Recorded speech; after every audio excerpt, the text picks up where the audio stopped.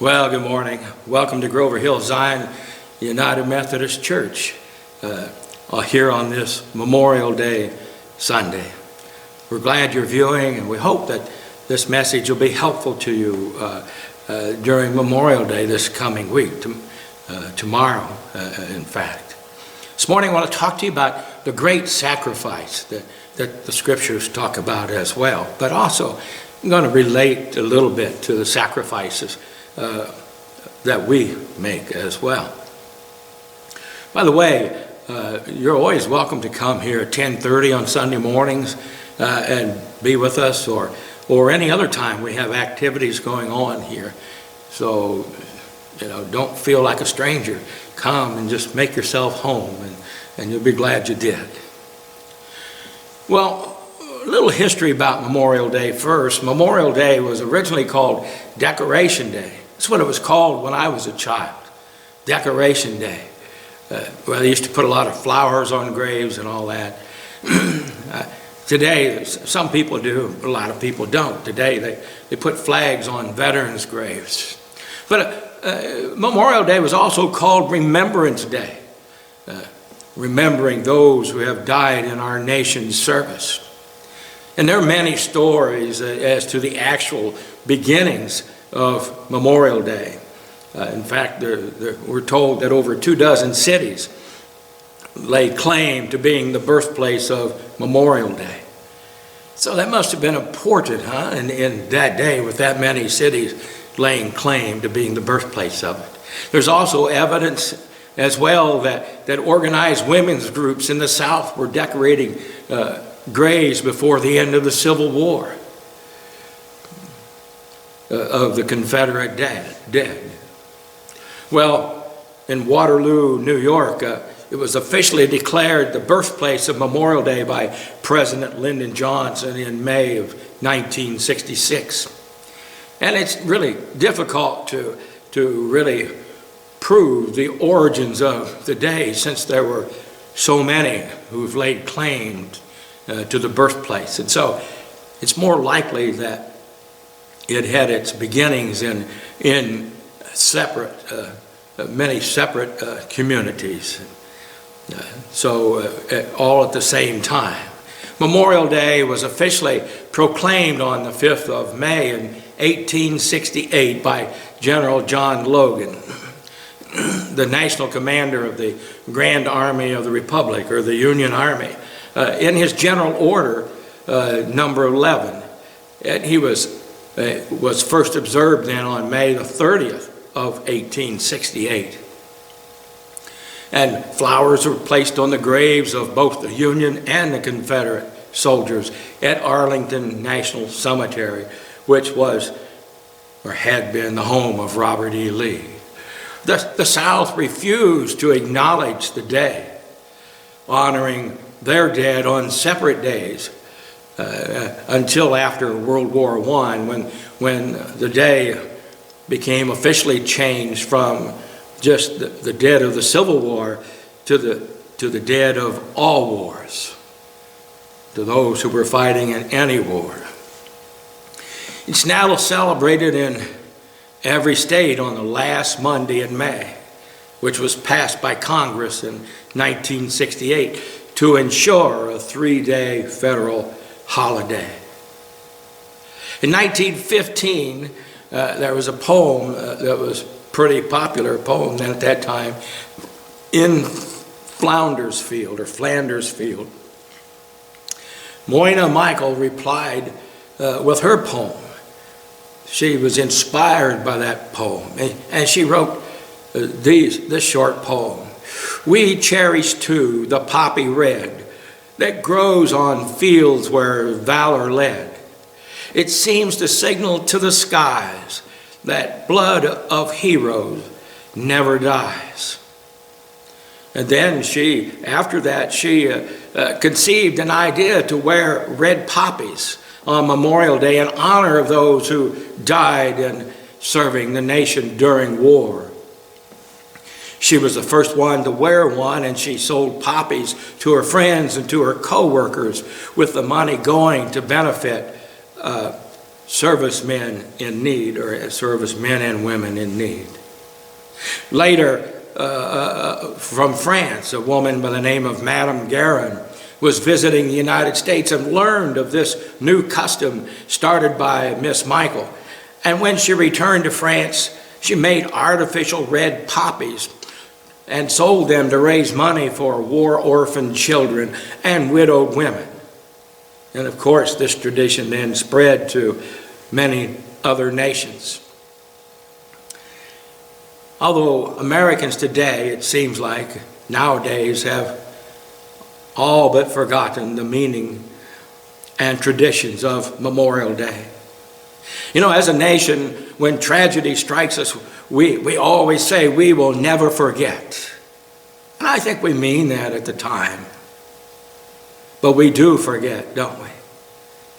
Something else always creeps in, enters in, and we forget. Much like when God would rescue the Hebrew children, the Israelites, and he would do something miraculous for them. And then they would start wandering off again, and they would forget. We're kind of like that too. We forget. Well, Memorial Day is a sacred day to all veterans, and no veteran needs to be reminded of the reason why Memorial Day must be commemorated. But what about the public? And more importantly, what about future generations? Do most non-veterans really recognize the importance of Memorial Day? Think they stop to really think about how important it is? Well, why remember? Why remember? Someone once said that sacrifice is meaningless without remembrance. America's collective conscience demands that all citizens be aware of and recall on special occasions the death of their fellow countrymen during wartime.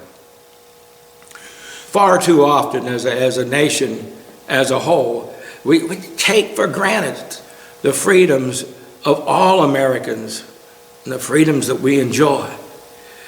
Those freedoms were paid for with the lives of others that few of us actually knew. And that's why they are collectively remembered on this special day. There are so many to remember that on this day we remember all of them. Think of Lincoln's words as he's thinking about the war dead. In his words, he said, "I gave the last full measure of devotion." And when you think of those words, you have some idea of the price of liberty. It's been a terrible price to pay if freedom fails. But a small price indeed if the world can eventually be free, or at least if we can remain a free nation. And yet there are those who would enslave us from within. Perhaps the best tribute of all was made on that first national memorial observance in May of 1868 by then General James A. Garfield, who would later be the President of the United States, when he said, "They summed up and perfected by one supreme act the highest virtues of men and citizens. For the love of country, they accepted death and thus resolved all doubts and made immortal their patriotism and virtue." When we think of memorials help us remember something that is or was important in our life. Memorials also testify about what we believe and the extent of what we're willing to pay, the cost that we're willing to pay for what we believe. Grave markers are a testimony to the world of the high cost that we are willing to pay in order to remain a free people. In 1941, the United States in the United States, things were much different than they are today. Living was much different than it is today. Television was almost non-existent.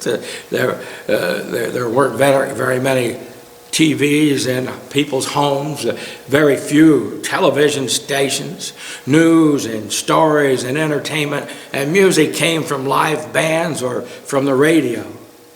The economy was still recovering from World War I and the Great Depression. The German army was at war conquering Europe. Things were pretty dangerous. Then on December the 7th, 1941, the United States was drawn into World War II when the Japanese bombed Pearl Harbor and killed 3,000 Americans. Millions of men and women entered the military, many of whom were sent into the harm's way and never returned home. They gave everything they had, including their very lives, for posterity, for people they didn't even know or who weren't even born yet. What makes a person willing to lay down their own safety and sacrifice for the sake of strangers so that that stranger might live? There's no money in it. Oftentimes there's no gratitude in it, especially in our society today, where many seem to have a sense of entitlement instead of an attitude of gratitude. Tens of thousands of those who served and died, remains were never repatriated, and they're buried in faraway places like Hamm, Germany, Luxembourg, Normandy, and on other foreign lands. Many cemeteries. Others have returned home and are buried in places like Arlington National Cemetery or Dayton National Cemetery and other national cemeteries around the country. Still others are interred in local cemeteries. Last count I heard that about 1,000 veterans die each and every day in the United States. It is fitting and proper that we never forget the sacrifice of the blood, sweat, and tears they made so that we could live and worship as a free people and enjoy the life that we do today. I hope you'll pause for a moment, at least tomorrow, and thank God for their sacrifice. And one way you could do that is to attend the memorial service at Middle Creek tomorrow at 11 o'clock. Well, the sacrifices of those who keep us free haven't ended. Those sacrifices are going on even today and each and every day. Why, just a few short months ago, 13 American service personnel were killed in Afghanistan.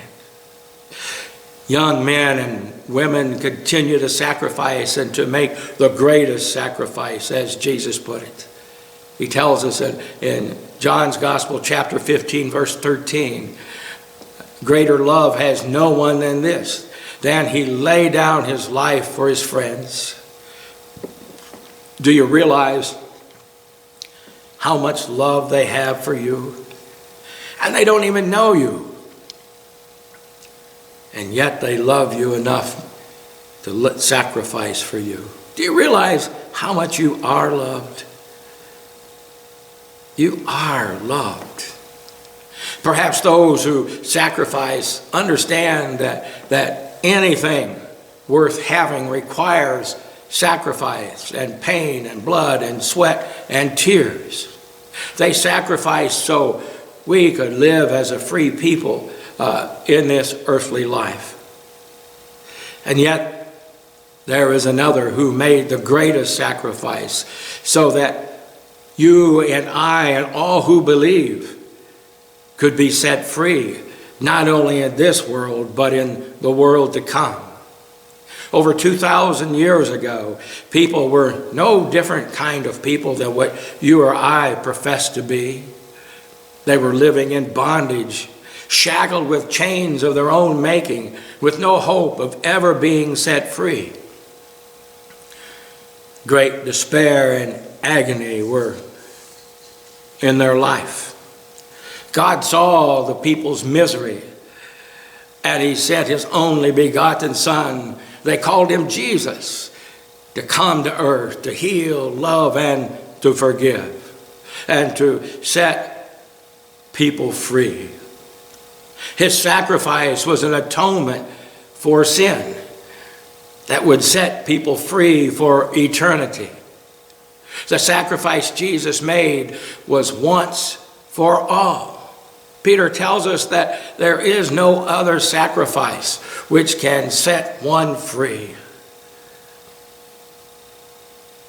Peter writes again in chapter 3, verse 18 of his letter, Christ died for sins once for all, the righteous for the unrighteous, to bring you to God. He is put to death in the flesh or in the body, but made alive in the Spirit, through whom he is also went and preached to the spirit in prison, who disobeyed God long ago in the days of Noah. Peter is saying that Christ's death was the sacrifice that restored our relationship with God. And he is saying that between Jesus' death and resurrection, Jesus went to the world of the dead and he preached the gospel there. All physical limitations of his body were gone when he died upon the cross. He rose with a spiritual body with no restrictions or limitations of time, space, and descended to the dead. Think of what Peter's saying here. By Jesus preaching to the dead, his death is no sham. He died and rose again. Christ descended to the dead means that his triumph is universal. He ascended to heaven is he who first descended into the lower parts of the earth. Christ descended into Hades and preached there, and then there is no corner of this universe into which the message of grace has not been heard. Throughout time, someone has had to sacrifice for others so that others could have life. Jesus sacrificed so that you can have life and have it to the fullest. So enjoy life as it was intended to be and all the good things that come with it. But don't get caught up so much in all the good things that you forget the sacrifice that was made on your behalf. Don't forget what is really important in life. Well, as with gratitude we celebrate the memory of the faithful dead, let us extend their noble legacy and your righteous rule by lending to those who do not lend to us, by helping those who do not help us, and by loving those who do not love us. So shall it be in the name of Christ. Amen. Well, just have a great Memorial Day.